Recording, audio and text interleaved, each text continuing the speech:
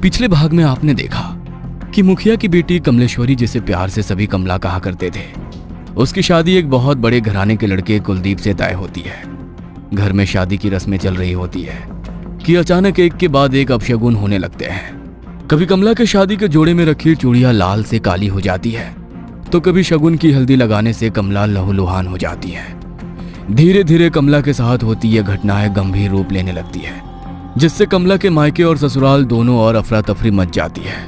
इसी अफरा तफरी के बीच किसी तरह कमला के फेरे पड़ते हैं और वो ब्याह कर कुलदीप के घर पहुंच जाती है। अब आगे कमला की मुंह दिखाई की रस्म थी। पूरी हवेली को दुल्हन की तरह सजाया गया था।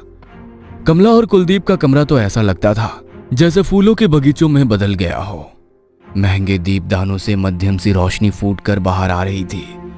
दूर दूर से मंगाए गए खास तौर से सफेद और लाल फूल कमरे की खूबसूरती में चार चांद लगा रहे थे। इतने गुलाबों के बीच भी कमला का चेहरा किसी चांद की तरह चमकता नजर आ रहा था। सब कुछ बिल्कुल वैसा ही सामान्य था जैसे कि किसी भी घर में दुल्हन के आने के बाद हुआ करता है। पूरे घर में खुशी की लहर दौड़ गई थी। कुलदीप और कमला के नए जीवन की सुखद शुरुआत हो चुकी थी। धीरे धीरे एक सप्ताह बीतने को आया था। कमला के हाव भाव व्यवहार एकदम सामान्य था। शशि और कुलदीप शादी के दौरान हुई घटनाओं को एक बुरा सपना समझकर भूलने ही लगे थे कि एक दिन रात के तकरीबन 2 बजे का समय था। कुलदीप की आंखें खुली तो उसे एहसास हुआ कमला अपने बिस्तर पर नहीं है। कुलदीप बिस्तर पर लेटे लेटे कुछ मिनट तक कमला के आने का इंतजार करता है, लेकिन कमला की कोई आहट उसे सुनाई नहीं देती। चिंता की लकीरें अब कुलदीप के माथे पर दिखाई देने लगी थी। कुलदीप अपने बिस्तर से उतरकर पहले बाथरूम का दरवाजा खोलकर देखता है। बाथरूम बिल्कुल खाली पड़ा हुआ था। अब तो कुलदीप को और भी घबराहट होने लगी। कमरे का दरवाजा भी अंदर से बंद था। इसका मतलब कमला कमरे से बाहर नहीं गई थी। बहुत ध्यान से सुनने पर कुलदीप को एक अजीब सी धीमी धीमी गुनगुनाहट सुनाई पड़ने लगती है।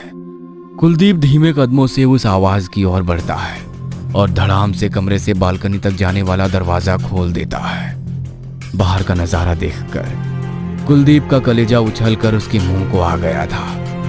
बालकनी में कमला एक डरावनी सी आवाज में सुबक रही थी। उसके लंबे घने बालों से उसका चेहरा पूरी तरह ढका हुआ था और एक एक करके अपने बाल तोड़ तोड़ कर वो जमीन पर फेंक रही थी। उसके सर का वो हिस्सा जहां से बाल टूटकर गिर पड़े थे, अब वो और भी बड़ा दिखाई देने लगा था।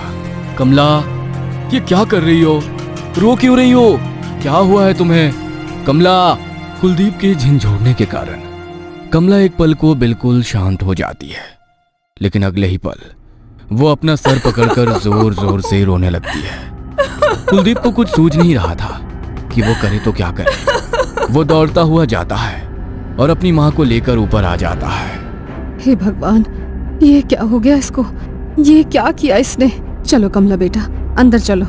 शशि जैसे ही उसके सर के नजदीक जाती है, कमला का सर देखकर उसकी चीख निकल जाती है। कमला के नोचे हुए बालों के स्थान पर सर से खून रिस रहा था और वो जगह जहां पर शादी के दिन बाल झड़ गए थे, वहां पर कीड़े रेंग रहे थे। कुलदीप, ये क्या हो रहा है बेटा इसे? मेरा तो दिमाग ही काम नहीं कर रहा। अरे कल तक तो एकदम भली चंगी थी, अब अचानक ये क्या हालत हो गई है इसकी? पता नहीं माँ, जब सोई तब तो एकदम ठीक थी। पता नहीं कब रात में उठकर यहाँ बैठ गई और तब से ही अपने बाल नोच नोच कर फेंक रही है। ऐसा करते हैं, इसे किसी डॉक्टर को दिखा लेते हैं। मुझे इसकी मानसिक हालत ठीक नहीं लग रही है। बेटा, मानसिक रोगी के सर में ऐसे रातों रात कीड़े नहीं पड़ जाते हैं। ये सब मुझे तो कुछ और ही लग रहा है। कमला अपना सर पकड़ के जोर जोर से चीख चीख कर रो रही थी, जिसे देखकर शशि और कुलदीप के हाथ पैर ढीले पड़ रहे थे। बहुत दर्द हो रहा है। कोई बचाओ मुझे। इसे बहुत तकलीफ हो रही है माँ, आप डॉक्टर को बुलाइए ना, कहीं इसे कुछ हो ना जाए। बेटा, इतनी रात गए कौन मिलेगा?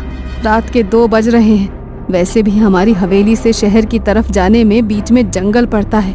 इस समय कहाँ जंगलों में भटकेंगे हम लोग। हम कल उसे लेकर चलते हैं। अभी तू कोशिश कर कि किसी तरह ये सो जाए बस।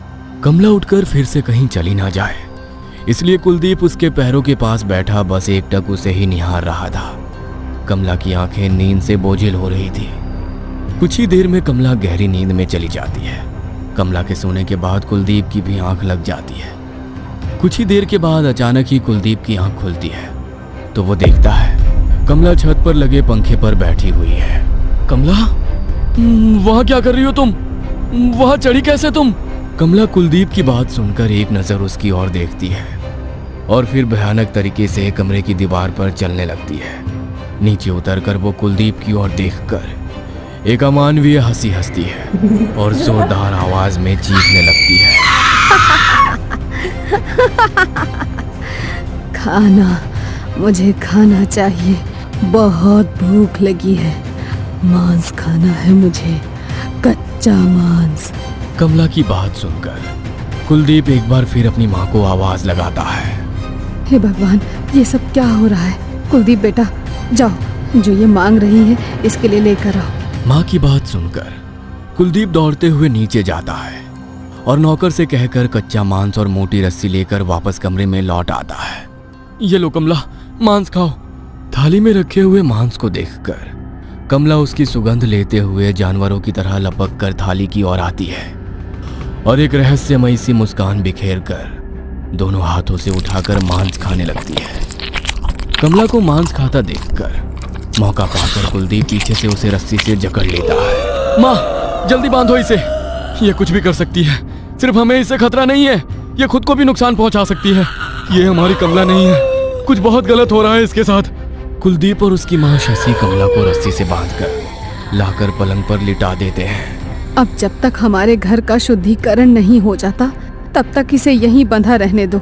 सुबह 5 बजे ही शशि ने 2 नौकरों को बड़े पंडित को लाने के लिए भेज दिया था। देखिए पंडित जी, हमें नहीं पता हमारे घर पर ये कौन सी मुसीबत आई है। हम बस इतना जानते हैं कि अपने जीते जी अपने बेटे बहू का जीवन खराब नहीं होने देंगे हम। आप इस घर से नकारात्मक ऊर्जा दूर करने के लिए हवन कराइए। जो भी सामग्री लगेगी हम व्यवस्था कराएंगे। शशि की बात सुनकर पंडित जी नीचे हॉल में आकर ग्रह शांति पूजा शुरू कर देते हैं। पूजा शुरू होने के कुछ ही मिनट के अंदर कमला के कमरे से भयानक चीखों की आवाज सुनाई देने लगती है। वो आवाज इतनी भयानक थी कि किसी की भी कमला के कमरे तक जाने की भी हिम्मत नहीं हो रही थी। मैम साहब, छोटी बहू जी ठीक तो हैं? कहीं उन्हें कुछ तकलीफ तो नहीं हो रही? एक बार दरवाजा खोलकर देखिए ना। नहीं, कोई भी ऊपर नहीं जाएगा, वो चाहे जितना भी चिल्लाए। हमारी मर्जी के बिना उसका दरवाजा खुलना नहीं चाहिए। कुछ देर चीखने के बाद अचानक कमला के कमरे से आ रही आवाज बंद हो जाती है। कुछ ही पल बीते होंगे कि हवेली के बाहर पहरा दे रहा एक आदमी दौड़ते हुए हवेली के अंदर आ जाता है। मैम साहब, वो बहू जी। क्या हुआ बहू जी को? कुछ बात है क्या?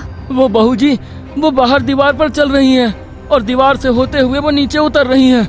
कैसी बेतुकी बातें कर रहे हो? उसे तो उसके कमरे में बांधा हुआ है, वो अपने कमरे से बाहर नहीं आ सकती। उसके कमरे में मैंने खुद अपने हाथों से ताला लगाया है। नौकर की बात सुनकर शशि दौड़ते हुए हॉल से बाहर जाती है और देखती है कि कमला दीवार से होते हुए नीचे उतर रही है। कमला की ऐसी हालत देखकर सबकी चीखें निकल जाती है। देखिए बहन जी, हम जितना समझ रहे थे ना, ये समस्या उससे कई गुना ज्यादा बड़ी है। मेरे ग्रह शांति हवन से कुछ नहीं होने वाला है। हाँ, मेरे मंत्रों की गूंज से ये थोड़ी विचलित जरूर हुई है, लेकिन उससे आपकी बहू की हालत में कोई सुधार नहीं आएगा। आपके लिए सुनने में थोड़ा मुश्किल होगा, लेकिन ये आपकी बहू कमला नहीं है। कोई भी इंसान ऐसी हरकतें नहीं कर सकता। कोई और शक्ति है इसके अंदर। दीवार से उतरने के बाद कमला दौड़ते हुए हॉल में पहुंचती है और हवन कुंड को उठाकर हवा में उछाल देती है। उसके मुंह से बेतहाशा लार गिर रही थी। आंखें पलटी हुई और बाल बुरी तरह से बिखरे हुए थे।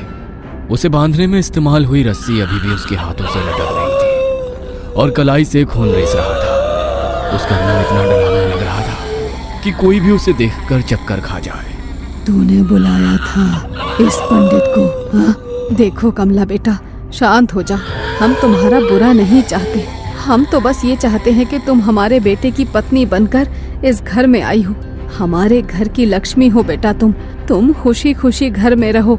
इससे ज्यादा हमें और कुछ नहीं चाहिए। चुप कर बुढ़िया, चला जा पंडित, जा। कमला की भयानक आवाज सुनकर पंडित राम राम करता वहां से भाग खड़ा होता है। तभी कमला का शरीर ढीला पड़ने लगता है और वो जमीन में गिरकर बेहोश हो जाती है। माँ, क्या हो रहा है ये सब? मुझे तो अब बहुत डर लग रहा है। अगर ऐसा ही चलता रहा तो पता नहीं आगे क्या कुछ देखने को मिलेगा। घबराओ मत बेटा, अगर दुनिया में शैतान है तो भगवान भी है। मैं कल ही शमशान वाले बाबा को खबर कराती हूँ, अब वही हमारी समस्या का समाधान करेंगे। शशि, तुम कुलदीप के साथ घर पर ही रुको। मैं जाता हूँ और जाकर बाबा को सारी बात बताकर यहाँ लाने की कोशिश करता हूँ। अखिलेश जब शमशान घाट पहुंचा तो दोपहर के तकरीबन 2 बजे होंगे। बाबा अपनी कुटिया में नहीं थे। उसने देखा बाहर खुले जगह में अग्नि जल रही थी और बाबा आंखें बंद किए उसके सामने बैठे थे। इतनी गर्मी में जब धूप में खड़ा रह पाना भी संभव नहीं था, बाबा वहां अग्नि के सामने बैठे जाने कब से अपनी साधना में लीन थे। अखिलेश कुछ देर तक हाथ जोड़कर वहीं बैठा रहता है। इतनी गर्मी में खुले आसमान के नीचे बैठ पाना अखिलेश के लिए बहुत कठिन हो रहा था। तकरीबन आधे घंटे के बाद बाबा अपनी आंखें खोलते हैं तो देखते हैं कि सामने बड़ी कोठी वाले अखिलेश बाबू हाथ जोड़े उनके सामने बैठे हुए हैं। क्या समस्या है बच्चा, जो तुम इतनी भयानक गर्मी में यहाँ मेरी आंखें खुलने के इंतजार में बैठे हुए थे? समझ नहीं आता बाबा, कहाँ से शुरू करूं। मेरा एक ही बेटा है जिसका नाम कुलदीप है। तकरीबन सप्ताह भर पहले उसकी शादी रायपुर गांव के प्रधान की बेटी कमला के साथ हुई है। हमने बड़ी धूमधाम से शादी की क्योंकि हमारे लिए ऐसा अवसर जीवन में दोबारा नहीं आने वाला था। किंतु जाने हमसे ऐसी क्या भूल हो गई कि जिस दिन से ब्याह की रस्में शुरू हुई है, हमारी बहू के साथ एक के बाद एक अपशगुन होते जा रहे हैं। पहले तो हमें लगा कि शायद शादी के बाद हम ग्रह शांति हवन करेंगे तो उससे सब कुछ ठीक हो जाएगा, लेकिन हम गलत थे। शादी के बाद तो मेरी बहू कमला की हालत और भी खराब हो गई। ऐसा लग रहा है जैसे वो अपने आप में ही नहीं है, किसी ने उसके पूरे शरीर पर कब्जा कर लिया हो। अखिलेश अभी तक हुई सारी घटनाएं बाबा को सुनाता है। तुम्हारी बहू जरूर किसी प्रेत के वश में है, लेकिन मैं अभी तुम्हारी कोई मदद नहीं कर पाऊंगा। उसके लिए पहले मुझे तुम्हारे घर आना होगा। अभी मैं एक साधना कर रहा हूँ। अगले 24 घंटे तक मैं अपना साधना छोड़कर हिल भी नहीं सकता। हाँ, इतना वादा करता हूँ कि मेरी साधना खत्म होने के बाद मैं तुम्हारी समस्या को हल करने का प्रयास जरूर करूंगा। अभी तो मैं तुम्हारे साथ नहीं आ सकता। हाँ, लेकिन तुम्हारी इतनी मदद जरूर कर सकता हूँ। ये लो, ये अभिमंत्रित जल है। किसी भी दुष्ट आत्मा या शैतानी शक्ति के ऊपर इसकी एक बूंद भी पड़े तो वो तुम्हें नुकसान नहीं पहुंचा पाएगी।